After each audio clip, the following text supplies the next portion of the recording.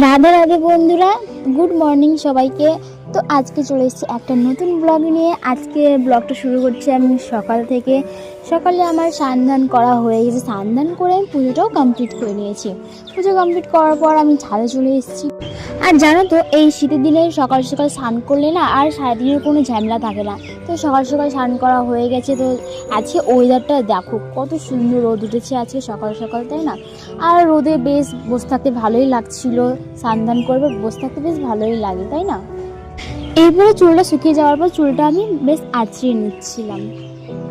নিচে এসে আমি এখন চা আর তেলের পিঠে নিয়ে আমি এখন বসে গেছি। কালকে রাত্রে বাড়িতে তেলের পিঠে আরও কিছু একটা পিঠে হয়েছিল, সেগুলো এখন খেয়ে নিলাম। তারপর আমি বসে গেছিলাম একটু নেল আর্ট করতে। তো অনেকদিন ধরে ভাবছিলাম নেল পলিশ পরবো, আর পরা হচ্ছিল না, তাই ভাবলাম আজকে একটু পরে নিই। তো তারপর আমার একটু কাজ ছিল, সেখানেই আমি চলে গিয়েছিলাম। ওখান থেকে চলে এসে আমি এখন লাঞ্চ করতে বসে গেছি। তো লাঞ্চে ছিল আজকে মরিচ বাটা আর চিকেন। তো তারপর খাওয়া দাওয়ার পর আমি আর মানে একটু গল্প করতে বসেছিলাম। দেখো ওর কাণ্ডখানা একবার। হ্যালো গাইস, কেমন আছি বলো তোমরা সবাই, কেমন আছো? क्या बोलूं मैं इस पे, मैं कुछ बोल ही नहीं सकता। তোমরা সবাই কেমন আছো? আরে তোমাকে বলছি না, তুমি সবাইকে জিজ্ঞেস করো তোমরা সবাই কেমন আছো। তোমাকে না, সবাইকে বলো তোমরা কেমন আছো।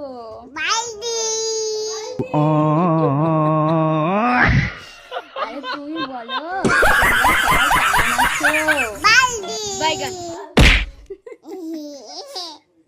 তুমি ভালো আছো? তুমি আজকে কি খেয়েছো? চিকেন খাইছো না? কি খাইছো? চিকেন? शाबाश बेटा, बहुत बढ़िया। यहाँ पे क्या हो रहा भाई? देखो मैं रो नहीं रहा हूँ, मैं खुशी में मेरे आंसू निकल रहे हैं। बोलने दे तकलीफ हुआ है बेचारे को। क्या बोलूं मैं इस पे।